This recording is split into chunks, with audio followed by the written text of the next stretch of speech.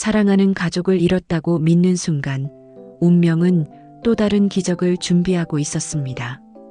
장례식장에서 시작된 한 줄기 인연, 그리고 모성애와 가족애가 만들어낸 놀라운 진실의 여정. 지금 15년의 세월을 건너온 감동적인 이야기가 펼쳐집니다.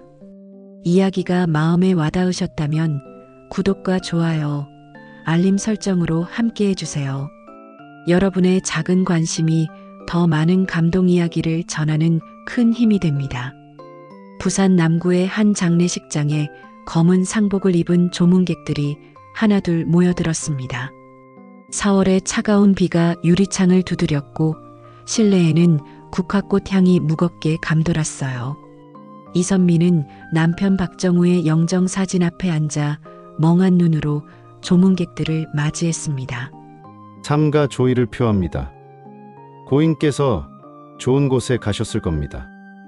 수많은 사람들이 다가와 위로의 말을 건넸어요. 선미는 기계처럼 고개를 숙여 인사했습니다. 갑작스러운 교통사고로 세상을 떠난 남편의 빈자리가 이제야 실감났어요. 슬픔과 충격으로 하루하루가 흐릿하게 지나갔습니다. 선미는 58세였습니다. 부산 기장군의 작은 해안 마을에서 태어나 해녀인 어머니를 따라 바다와 함께 자랐어요. 25세 건실한 목수인 정우를 만나 결혼했고 이듬해 아들 민수를 낳았습니다. 평범하지만 행복한 가정이었지요. 하지만 15년 전 태풍 매미가 부산을 강타했던 그날 모든 것이 달라졌습니다. 17세였던 민수는 친구들과 함께 낚시를 나갔다가 실종되었어요. 구조대가 사흘을 수색했지만 민수는 돌아오지 않았습니다. 파도에 휩쓸려간 아들의 시신조차 찾을 수 없었어요. 그 이후 선미의 삶은 기다림의 연속이었습니다. 혹시나 하는 마음으로 실종자 신고를 계속 갱신했고 전국의 병원과 고아원을 수없이 전화했어요. 남편 정우도 주말마다 전국을 다니며 아들을 찾아 헤맸습니다. 하지만 시간이 흐를수록 희망은 점점 희미해져 갔어요.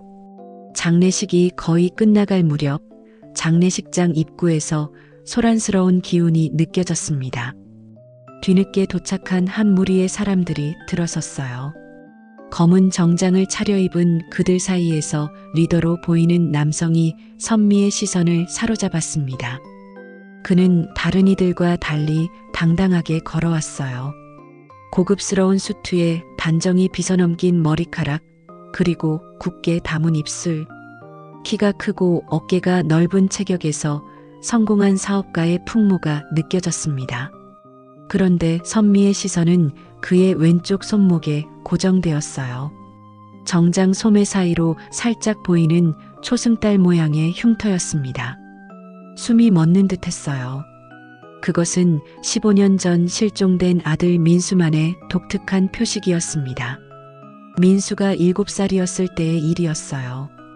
해녀인 할머니를 따라 바다에 갔다가 바위에 손목을 심하게 긁혀 병원에 실려간 적이 있었습니다. 의사는 흉터가 평생 남을 거라고 했어요.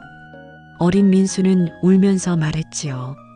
엄마, 이거 안 없어져. 괜찮아. 우리 민수만의 특별한 표시야. 심장이 빠르게 뛰기 시작했어요. 다리에 힘이 풀렸습니다. 손이 떨렸어요. 정장을 입은 그 남자는 명함을 직원에게 건네며 무언가 이야기했습니다. 선미는 그 명함을 슬쩍 볼 수 있었어요. 최진우, 진우조선 대표이사라고 적혀 있었습니다. 최진우, 박민수, 성만 바뀌었을 뿐 실종된 아들과 너무나 닮아 있었어요. 시간이 멈춘 듯 했습니다. 아들이 살아있다는 가능성에 숨이 막힐 듯한 기분이 들었어요. 남편의 장례식장에서 죽은 줄 알았던 아들을 만났다니. 기쁨인지 충격인지 구분할 수 없는 감정이 가슴을 옥죄었습니다. 우리 민수가 살아있는 거야? 속으로 중얼거렸어요. 15년간 꿈에서도 그리던 아들의 얼굴을 이렇게 남편의 장례식장에서 마주하게 될 줄은 상상도 못했습니다. 선미는 떨리는 다리로 조심스럽게 그에게 다가갔어요. 그 남자 최진우는 남편의 영정사진 앞에 머리를 숙이고 있었습니다. 가까이서 보니 더욱 확신이 들었어요. 민수와 같은 눈매, 같은 코, 같은 입술 모양이었습니다. 심장은 마구 뛰었고 손에는 식은땀이 났어요. 혹시라도 착각이었다면, 어쩌나 하는 두려움과 정말 아들이라면 어떻게 해야 할지 모르는 혼란이 뒤엉켜 있었습니다. 실례합니다. 선미는 떨리는 목소리로 말을 걸었어요. 제 남편과 어떤 관계셨나요? 최진우는 고개를 돌려 선미를 바라보았습니다. 가까이서 보니 더욱 확신이 들었어요. 그는 분명 선미의 아들이었습니다. 하지만 그의 눈에는 어떤 반가움도 알아보는 기색도 없었어요. 사업상 알게 된 분이었습니다. 진우가 공손하지만 차가운 목소리로 대답했어요. 고인께서 저희 회사와 거래를 하셨거든요. 오래 전부터 아셨나요? 선미는 더 물어보고 싶었습니다. 무엇이든 작은 단서라도 찾고 싶었어요. 최근에 알게 되었습니다. 몇 번 뵀을 뿐입니다. 진우는 미간을 살짝 찌푸리며 대답했어요. 그의 눈빛에는 전혀 알아보는 기색이 없었습니다.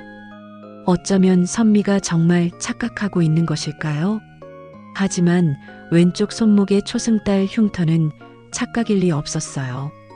그것은 민수만의 특별한 표식이었습니다. 성함이 최진우 대표님이시라고. 선미가 더 이야기하려는 순간 정장을 입은 여성이 다가와 공손하게 말했어요. 대표님, 다음 일정이 있습니다. 이제 출발하셔야 합니다. 진우는 시계를 확인하고 고개를 끄덕였습니다. 그리고 선미에게 다시 고개를 숙여 인사했어요. 부인께서는 많이 힘드실 텐데 삼가 위로히 말씀드립니다. 고인께서는 좋은 곳에 가셨을 겁니다. 그리고 그는 뒤돌아서 자리를 떠났어요. 선미는 그대로 서서 그의 뒷모습을 바라보았습니다. 15년 전 학교에 가며 손을 흔들던 아들의 모습과 겹쳐 보였어요. 눈물이 볼을 타고 흘러내렸습니다. 민수야. 작게 불러보았지만 그는 돌아보지 않았어요. 그저 비서와 함께 장례식장을 빠져나갔습니다. 선미는 그 자리에 한동안 서 있었어요. 남편을 잃은 슬픔과 아들을 찾은 듯한 혼란이 뒤섞인 채로 말이지요. 부산 바다에서 불어오는 짠 바람이 창문 틈으로 스며들었습니다. 그 바람은 15년 전 아들을 앗아간 바로 그 바다의 바람이었어요. 하지만 이제는 달랐습니다. 그 바다가 아들을 다시 돌려준 것일까요? 선미의 가슴에는 새로운 희망이 피어오르기 시작했습니다. 장례를 치른 지 일주일이 지났습니다. 그동안 선미는 진우조선과 최진우에 대한 정보를 찾아보았어요. 인터넷 기사와 신문을 뒤져봤지만 그의 과거에 대한 정보는 거의 없었습니다. 해외에서 성공한 후 3년 전 부산으로 돌아와 조선소를 인수했다는 것 외에는 말이지요. 오늘 선미는 마침내 그를 만나기 위해 영도구에 있는 진우조선을 찾았습니다. 부산항이 내려다 보이는 언덕 위에 자리한 현대적인 사무실 건물이었어요. 유리문을 밀고 들어서자 깔끔한 인테리어의 넓은 로비가 눈앞에 펼쳐졌습니다. 떨리는 다리로 안내 데스크로 향했어요. 안녕하세요. 최진우 대표님을 뵙고 싶은데요. 데스크에 앉아있던 젊은 여성 직원이 선미를 위아래로 훑어보았습니다. 예약이 되어 있으신가요? 아니요. 하지만 매우 중요한 일로 뵙고 싶습니다. 죄송합니다만 대표님은 예약 없이는 면담이 어려우세요. 선미는 실망감을 느꼈지만 포기할 수 없었어요. 박정우 사장 부인이라고 전해주세요. 장례식에서 뵀던. 직원의 표정이 조금 부드러워졌어요. 잠시만 기다려 주세요. 잠시 후 다른 여성이 로비로 내려왔습니다. 진우의 비서인 듯 했어요. 안녕하세요. 박정우 사장님 부인분이시죠? 저는 진우조선 비서 김유진입니다. 네. 이선미입니다. 대표님을 잠시 뵐 수 있을까요? 김유진은 공손하지만 단호한 표정으로 말했습니다. 죄송합니다만 대표님은 오늘 일정이 꽉 차 있습니다. 다음 주에 예약을 잡아드릴까요? 그때 엘리베이터에서 사람들이 내리는 소리가 들렸어요. 그 중에서 한 사람이 눈에 띄었습니다. 최진우였어요. 몇몇 임원들과 함께 무언가를 논의하며 로비를 가로질러 가고 있었습니다. 갑자기 진우가 걸음을 멈췄어요. 그의 시선이 선미에게 닿았습니다. 잠시 서로를 바라보았어요. 선미의 심장은 귀가 아플 정도로 뛰었습니다. 진우가 천천히 다가왔어요. 그의 얼굴에는 살짝 당혹감이 묻어 있었습니다. 박정우 사장님 부인 아니신가요? 네. 맞습니다. 이선미라고 합니다. 진우가 고개를 끄덕였어요. 무슨 일로 오셨을까요? 죄송합니다, 대표님. 부인께서 예약 없이 오셔서. 김유진이 끼어들었지만 진우는 손을 들어 그녀를 제지했습니다. 괜찮습니다. 다음 일정은 언제죠? 30분 후에 해운대 구청장님과의 미팅이 있습니다. 그럼 잠시 시간이 있군요. 제 사무실로 올라가시죠. 비서의 놀란 표정 속에서 진우는 선미를 엘리베이터로 안내했어요. 상승하는 엘리베이터 안에서 선미는 그의 옆모습을 몰래 살폈습니다. 민수의 턱선, 민수의 눈매, 민수의 손가락까지 모든 것이 기억 속 아들과 일치했어요. 엘리베이터 문이 열리고 선미는 그의 뒤를 따라 대표실로 향했습니다. 넓은 사무실에는 부산항이 한눈에 내려다 보이는 통창이 있었어요. 저 바다 어딘가에서 민수가 실종되었다는 생각에 가슴이 먹먹해졌습니다. 앉으세요. 진우가 응접 세트를 가리키며 말했어요. 선미는 소파에 앉아 잠시 주변을 둘러보았습니다. 어떻게 시작해야 할지 마음이 무거웠어요. 무슨 일로 저를 찾아오신 건가요? 진우가 단도직입적으로 물었어요. 선미는 깊은 숨을 들이마시고 용기를 냈습니다. 사실 제가 오늘 온 이유는 개인적인 일 때문입니다. 진우의 표정이 의아해졌어요. 15년 전 저는 아들을 잃었습니다. 죄송하지만 그게 저와 무슨 관련이 있죠? 제 아들 이름은 박민수였어요. 15년 전 태풍 매미 때 실종됐습니다. 진우는 눈을 깜빡이며 선미를 바라보았어요. 그의 표정에서는 약간의 불편함이 느껴졌습니다. 선미는 떨리는 손으로 가방에서 준비해온 것들을 하나씩 꺼냈어요. 첫 번째로 오래된 가족 사진을 내밀었습니다. 이건 민수가 고등학교 입학식 날 찍은 사진이에요. 보시면 당신과 정말 닮았다는 걸 알 수 있을 거예요. 진우는 망설이다가 사진을 받아들었어요. 그의 눈동자가 사진 속 인물들을 하나씩 훑었습니다. 특히 젊은 민수의 모습에 시선이 오래 머물렀어요. 하지만 곧 그는 사진을 테이블 위에 내려놓았습니다. 그리고 당신의 왼쪽 손목에 있는 초승달 흉터. 선미가 말하자 진우는 무의식적으로 왼손을 소매 안으로 감췄어요. 그건 민수가 7살 때 바위에 긁혀서 생긴 흉터와 똑같아요. 진우의 표정이 점점 굳어졌어요. 그는 자리에서 벌떡 일어났습니다. 죄송하지만 이런 식으로 접근하시는 이유가 뭡니까? 그의 달라진 말투와 날카로운 질문에 선미는 충격을 받았어요.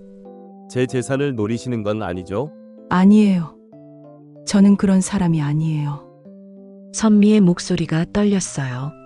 많은 사람들이 이런 식으로 접근합니다. 진우가 차갑게 말했어요. 성공한 사업가에게 갑자기 나타나 당신은 내 가족이라고 주장하는 사람들이 있죠. 특히 제가 부산에 돌아온 이후로 더 심해졌습니다. 저는 단지 제 아들을 찾고 있을 뿐이에요. 닮았다고요? 그게 증거입니까? 진우는 비웃듯이 웃었어요. 저는 최진우입니다. 해외에서 성공한 사업가죠. 당신이 말하는 박민수가 아닙니다. 그럼 DNA 검사라도 하는 건 어떨까요? 제가 왜 당신의 의심에 넘어가야 하죠?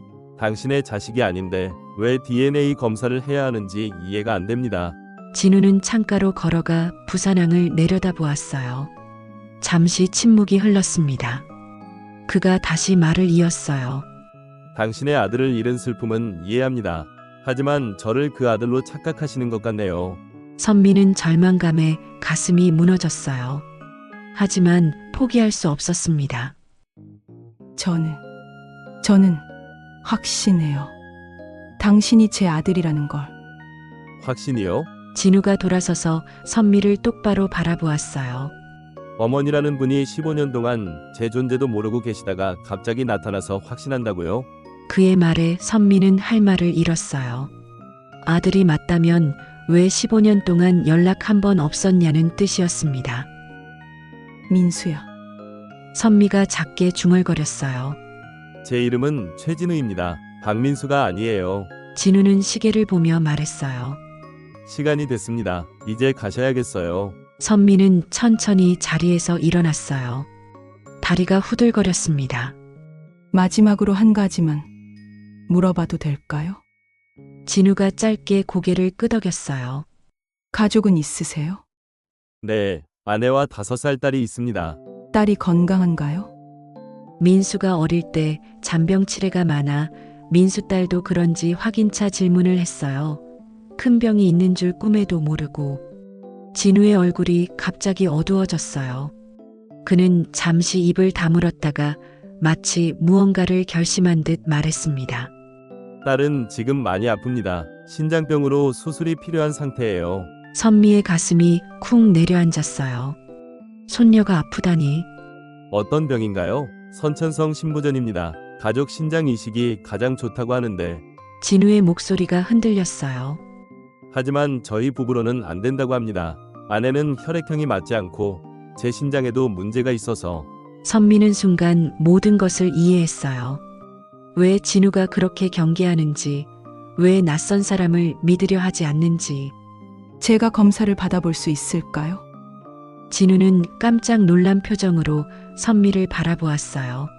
왜 그런 말씀을 하세요? 혈액형이 맞다면 도움이 될 수도 있잖아요. 진우의 얼굴에 수많은 감정이 스쳐 지나갔어요.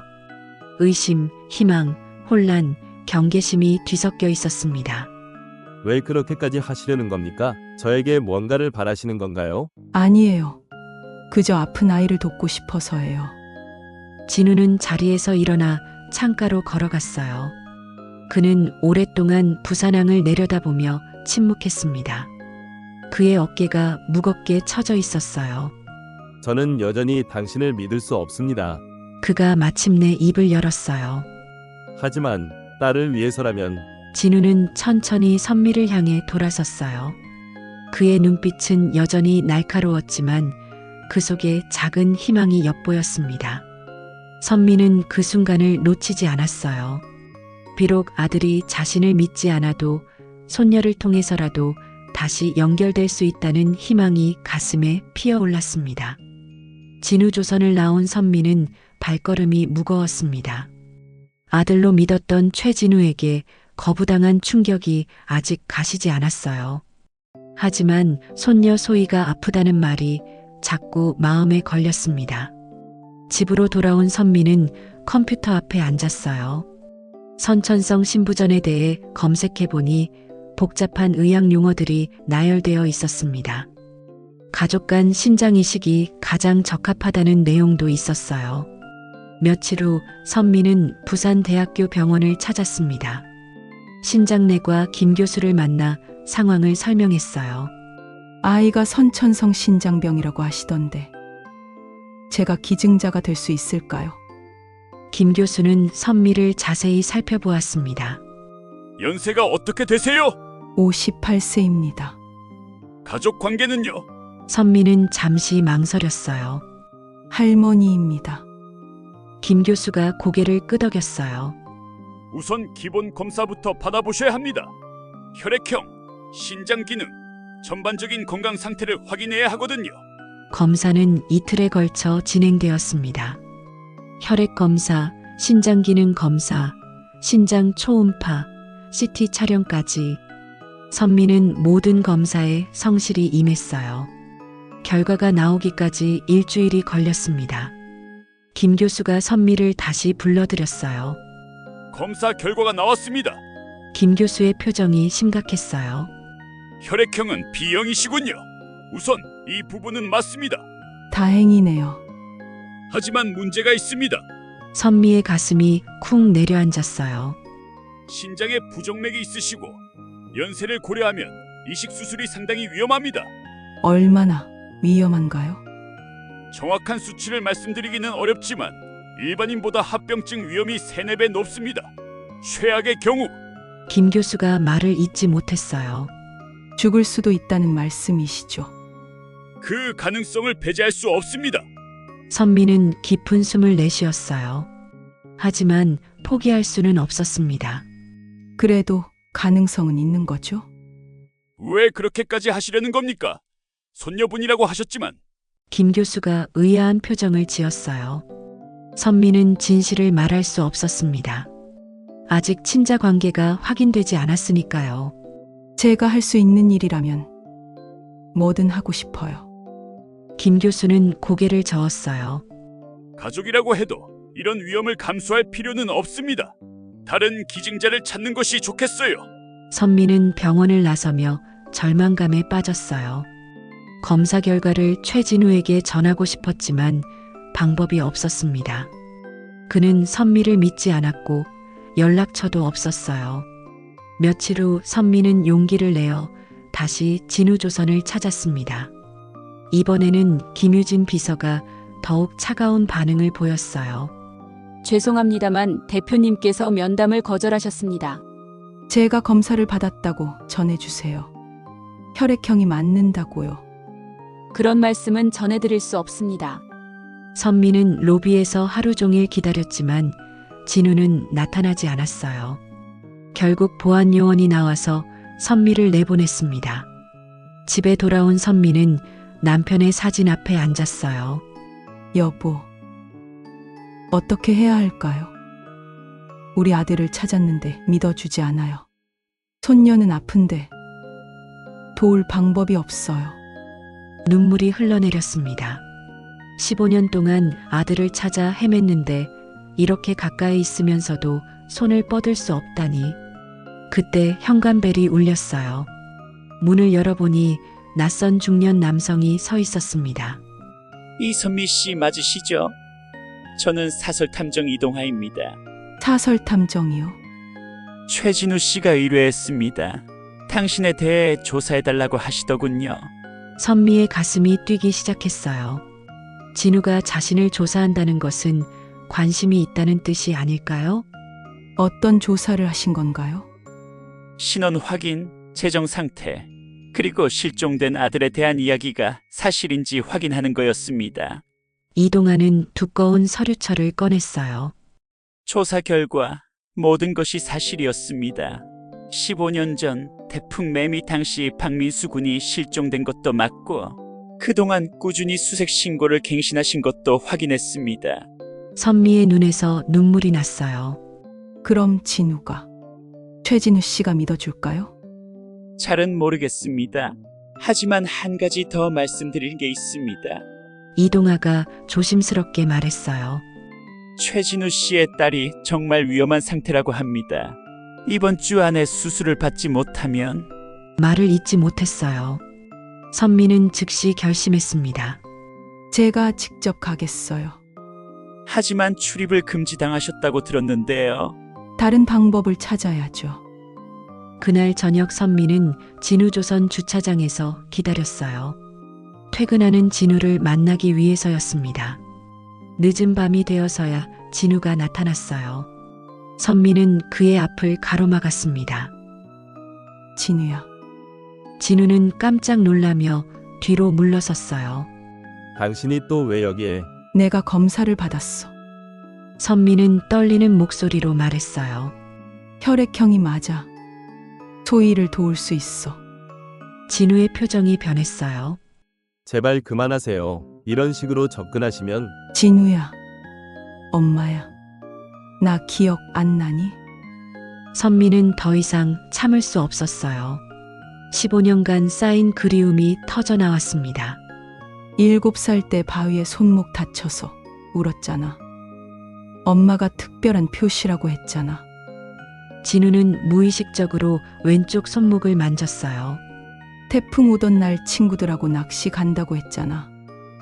엄마가 위험하다고 말렸는데 그만하세요. 진우가 소리쳤어요.